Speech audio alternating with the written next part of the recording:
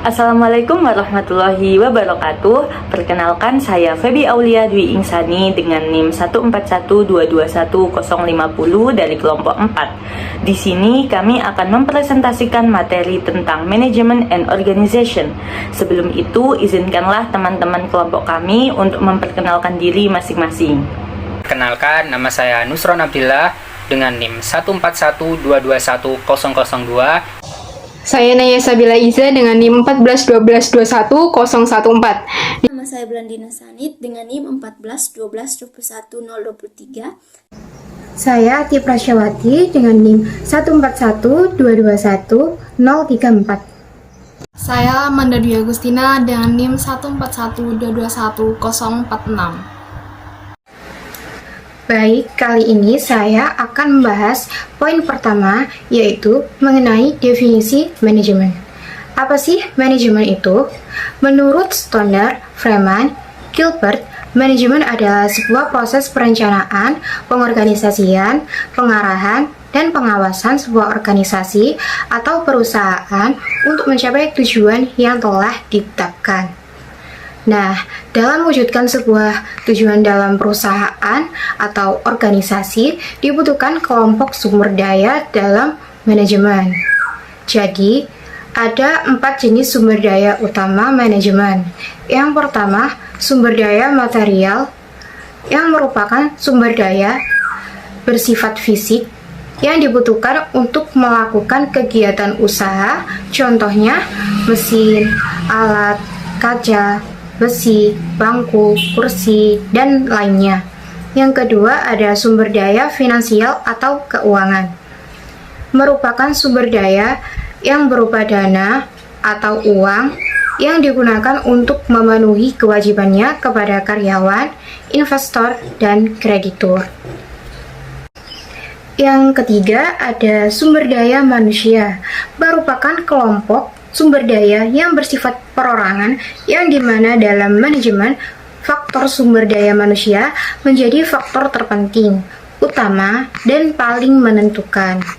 Hal ini karena manusialah yang menyusun tujuan dan melakukan semua proses untuk mencapai tujuan tersebut. Yang keempat, ada sumber daya informasi. Pada era teknologi ini, semuanya berubah begitu cepat, sehingga bisnis harus beradaptasi untuk bertahan hidup. Nah, kelompok sumber daya informasi ini bertujuan untuk mengumpulkan informasi tentang pesaing dan perubahan industri di luar sana.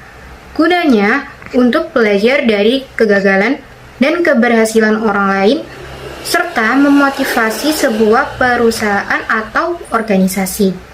Di sini saya akan menjelaskan 4 fungsi dasar manajemen. Yang pertama adalah perencanaan, yang kedua pengorganisasian, yang ketiga memimpin dan memotivasi, dan yang keempat adalah mengontrol. Perencanaan adalah menetapkan tujuan organisasi dan memutuskan bagaimana cara mencapainya kelak. Yang dilakukan dalam sebuah perencanaan adalah menetapkan tujuan dan sasaran, lalu menganalisis SWOT. Analisis SWOT adalah menganalisis kekuatan, kelemahan, ancaman, dan peluang. Kekuatan dan kelemahan adalah faktor internal yang mempengaruhi kapabilitas dari sebuah perusahaan.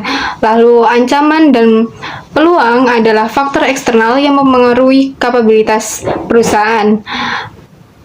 Perencanaan atau rencana dibagi menjadi 4 jenis, yaitu rencana strategis, rencana taktis, rencana operasional, dan juga rencana kontingensi. Rencana strategis adalah rencana yang digunakan untuk jangka panjang, sedangkan itu rencana strategis dilakukan atau direncanakan oleh para dewan direksi dan para manajemen puncak. Dan rencana taktis itu dilakukan untuk jangka pendek dan sebagai bentuk pengimplementasian dari rencana strategis.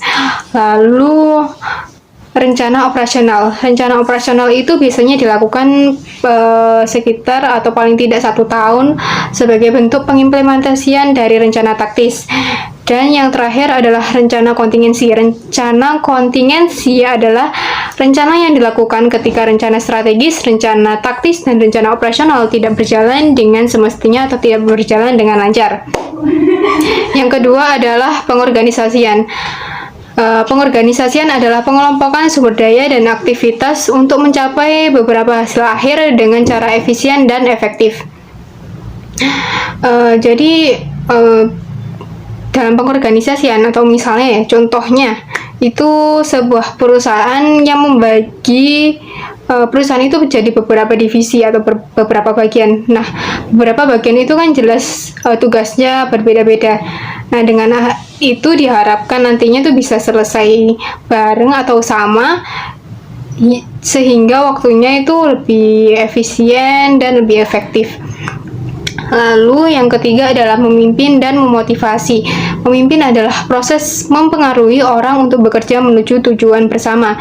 Dan yang kedua adalah memotivasi, proses memberikan alasan bagi orang untuk bekerja demi kepentingan terbaik sebuah perusahaan.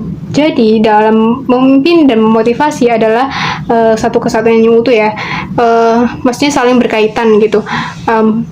Cara memimpin dan yang baik dan cara atasan yang bisa memotivasi para pekerjanya itu bisa memberikan semangat dan juga bisa meningkatkan value dari sebuah perusahaan tersebut. Lalu yang terakhir adalah mengontrol. Mengontrol adalah proses mengevaluasi dan mengatur kegiatan yang sedang berlangsung untuk memastikan bahwa tujuannya akan tercapai. Jadi ada 4 fungsi kontrol, yakni yang pertama